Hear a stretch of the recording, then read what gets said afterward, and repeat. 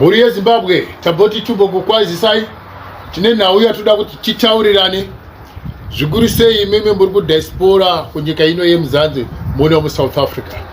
Saka shoko heri rekuti hurumende yeZANU PF iri kuti aiwaka kune vari kudzoka kumusha hanzi zvinhu duty free ndo zvavakuita vana Mnangagwa. Zvino mubvunzo watinawo ndiwo kuti zvechokwadi muchagona here kusiya nyika ino iyi kwamaiwana zvipatara zvakanaka, kune mabasa, kune migwagwa, kwakachengeteka mari dzenyu dzisingafume dzakabiwa muchienda kumatsotsi eZANU PF? Mubvunzo wongu shoko tikurinzwa rinoita serakanaka, asi kubva makambovabvunzawo here ivo veZANU PF kuti zvino vanhu sezvo vakawanda vakatizira kudiaspora vakaberekerwa ikoko, kana vachinge vauya vachanorapwa kupi? Nokuti makakundikana kuvaka zvipatara, hakuna maklinika, hakuna mahospital.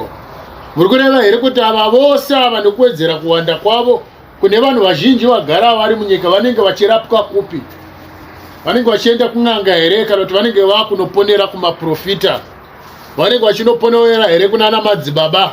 Vana mai vakazvitakura muri kuti vachazvarira musango sembudzi here?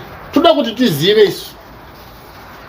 Ndo zvatoda kuti tibvunze kuti zvino chingwa chekumusha kwenyu nemadhuriro achinoita vachazogona here kudyawo chingwa? Nekuti munyika ino iyi vange vakajaira kudya chingwa, vaidya chicken, vaidya beef,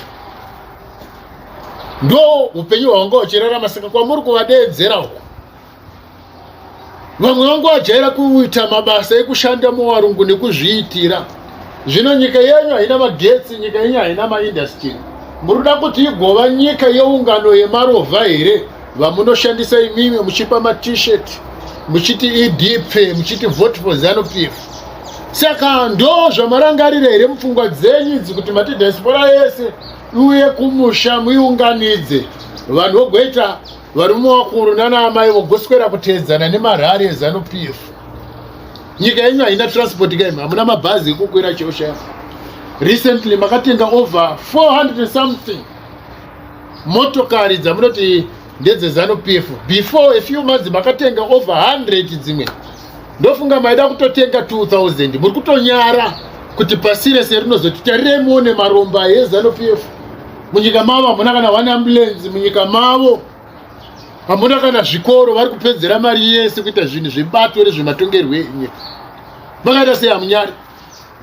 Tarirei muone zvamuri kutaura iko ndizvo vanhu vachati kudii nemutangariro yenyu. Ndo paunoona kuti ichi chipolitical party cheZANU PF chakafa.